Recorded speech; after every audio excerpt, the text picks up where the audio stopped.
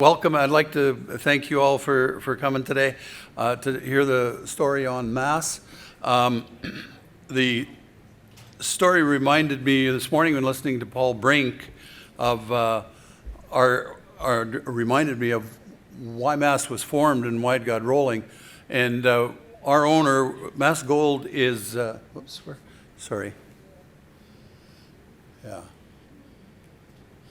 Mass Gold was started around 2010 by Ron Nedlitsky.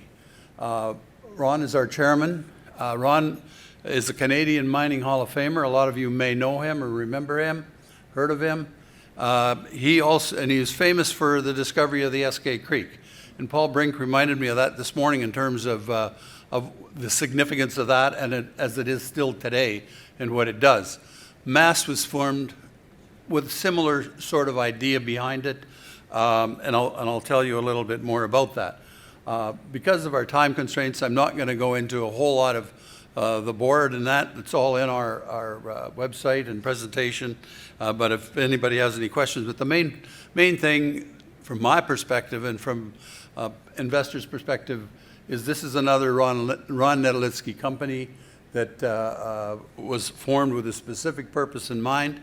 And Ron got his education in Edmonton. His training ended up in Saskatchewan, and that's where he learned about all of the opportunities there. This is our team. We're all based in Saskatoon, Saskatchewan, and we have two consulting groups that work for us. Axiom Group out of Saskatoon.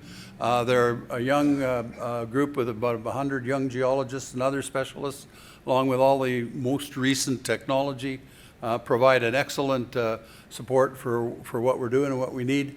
Our environmental consulting group is a company called Can North. It's owned by Kitsaki Developments, which is the industrial arm of the Larange Indian Band, which is our Indian band that we are dealing with up there. I'll mention them a little bit more in a few minutes. Pardon me, and I won't talk about gold prices because there's been so many people talking about that today. We're just going to skip through that. But we are based in Saskatchewan, and that's an important part of what Moss is about. It's one of the top jurisdictions in the world to operate in, and it continues to get better and better. As you can see from this map, we're rich in uranium, potash, oil and gas, helium, and multitude of agriculture products, all of which prices have gone through the roof. And the province of Saskatchewan now is one of the wealthiest provinces. And a premier the other day said we're going to refuse to participate in the recession in 2023. And I think that's a pretty good statement. I think that in fact is what's going to happen.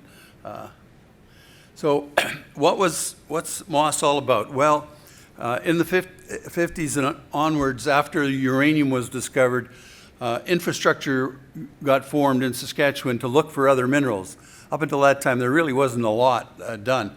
And one of the minerals that became open, and because the infrastructure was there, and they were talking about how critical that is, and that was one of the reasons why Ron chose this. But the Larange Greenstone Belt area from the 50s to the 2000s had a lot of work done on it. A lot of mines discovered, some put into production, but by the turn of the century, gold hadn't gone much more than $300, and one in particular that was started in '92 and shut in later, about 3 years later, was the Contact Lake mine. But within that whole corridor, there was about 3 million ounces of historical resources there, from low grade to high grade. And so the model that was designed was to try and consolidate that. And in 2010, Mass started that. I joined the company in 2021 to help bring a few of those things over the finish line that the company had done a great job in pursuing. But the key part of that was the properties that we had there. I'm going to go back one slide. We do own the 4 properties that we're going to be talking about here. Would be the Grey Wacky deposit, which is a deposit along the highway at 155,000 ounces of 4 grams, high-grade zone of 9 grams. We have the North Lake deposit, which has 500,000 ounces of 43-101 compliant resources there. We have the Contact Lake mine, which does not have a resource on as of today. We're working on a resource calculation that's going to, based on the historical information that we have when we acquired that property. I'll talk a little bit more about that in a few minutes. We recently acquired Preview Southwest from Comstock Resources, and Steve Goldman was the CEO of that. Steve is now our director, and he's sitting in the crowd here today, which is a valued addition to our board. But Preview was a real interesting asset because Cameco used to own Contact Lake and Preview Southwest back in the day, and the plan that they had was to drift over, which is Comstock was a couple miles from Contact Lake, and as there is some high-grade zones within there, 420,000 ounces that Comstock, the Preview Southwest host, it was very important for our business model, and I'll talk about that in a minute as well. So, oops, sorry, I went on the wrong direction. So this kind of gives you a little bit of a better highlight, and again, what we have in terms of property, but the focus to own the LaRange Greenstone Belt and control was what it was all about. As you can spend a lot of money trying to find ounces, but when you can buy it, and buy it at the price effectively that we paid for it, and where you got all your logistics in a geographic area that's very friendly, it makes it pretty interesting. And so our target for 2021 was to hit 1 million ounces on our balance sheet. With those acquisitions and the drill program we completed, we actually ended up with 1.1 million. Our target for 2022 was to hit 1.5 million ounces. We're in the middle of completing that resource calculation as we move forward right now from our winter drill program from last year. That'll be in North Lake, Preview Southwest, and Contact. With those new 43-101 compliant resources expected out probably no later than the end of January, hopefully before the end of December. That will give us our target, or hopefully our target, of 1.5 million ounces. Aside from that, what we've done, and one of the things we do have is I'm going to go to our hub and spoke model. And that's what the model is. That's what our business strategy is to develop this hub and spoke model.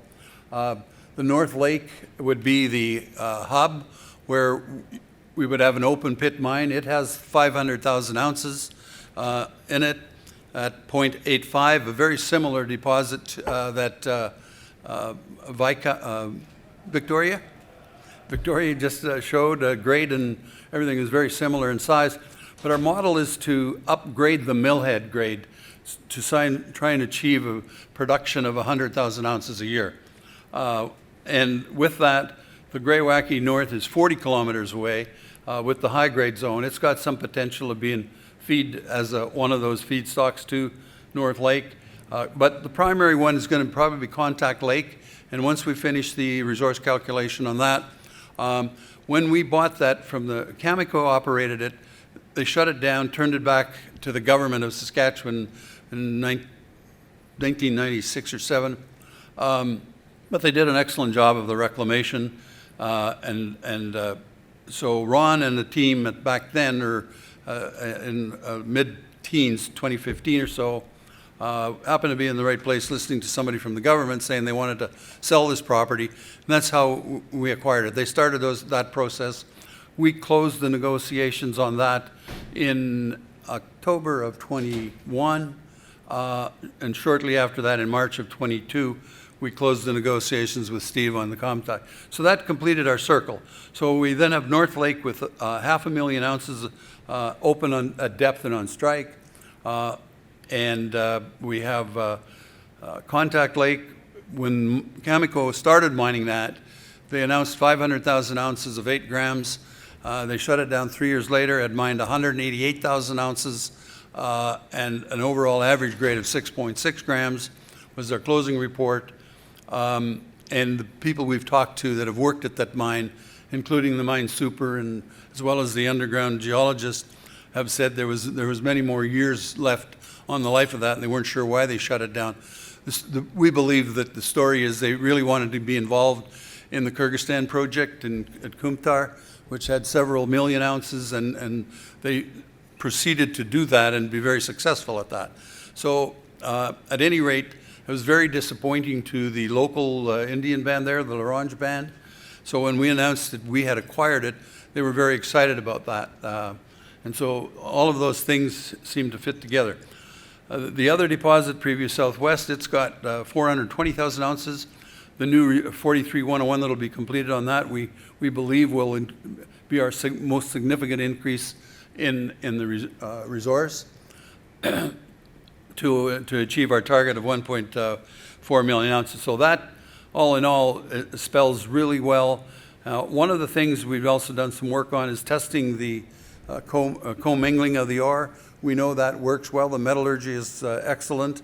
Greywacke North deposit is a unique deposit in the sense that it hosts a high-grade zone of 9 grams with about 80,000 ounces, and that has the potential of providing some early cash flow as well, because the gravity recovery is north of 80%. So there's a few things we can do to advance the projects to our ultimate 100,000 ounce opportunity.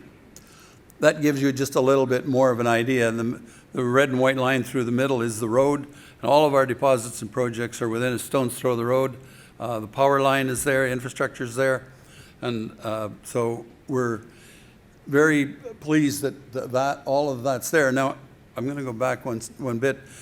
The other thing that Ron really looked for, he felt that this property is located in the L'Orange Belt, but also that's hosted within the Trans-Hudson origin that starts the structure way down in Wyoming where Homestake was, goes all the way up through Saskatchewan and out to Hudson Bay. And the reason why he feels it's very important, because all of the major gold production in Africa is hosted through a Trans-Hudson origin, and it's very similar in nature. So who am I to argue with Ron? And it really is shown. I've heard that from several other parties as well. So it's a tremendous opportunity. This just gives you the information on some of the properties and the work we've done. The Greywacke in the north, there was a bulk sample done in 2013. That's why we know the gravity separation process and the metallurgy. Excellent opportunity.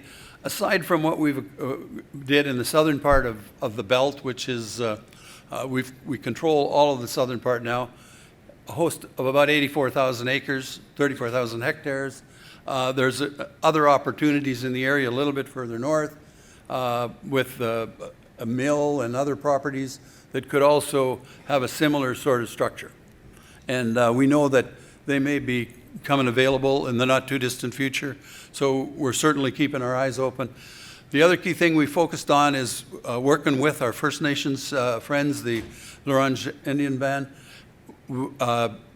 As I said, they're the owners of our environmental company that does all our consulting, but I've personally been putting a special effort into bringing them in as a true partner in the operation, and we continue to do that, and hopefully you'll hear something soon about that.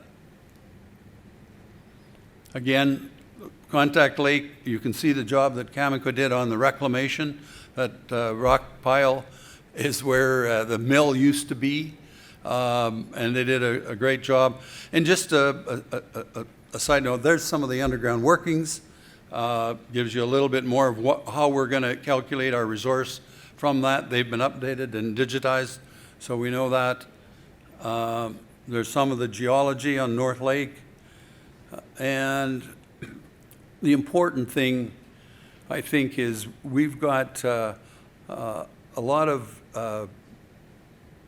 our value of our stock is valued. We're valued at about $10 an ounce today or less on the scale of things based on our number of ounces on our balance sheet at 1.1 million.